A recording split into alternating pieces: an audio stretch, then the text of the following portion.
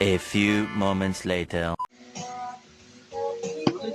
Mga kasama, dito tayo. Magre-ready na si Papa Denden. Umiiyak na siya kakahiwa ng sibuyas. Hindi ko alam kung ano iniiyak niya, kung lol ba siya. Sa sibuyas lang talaga. Meron tayong may itlog maalat, andox, then inihaw na, tilapia, inasal na barbecue. Inasal na hotdog.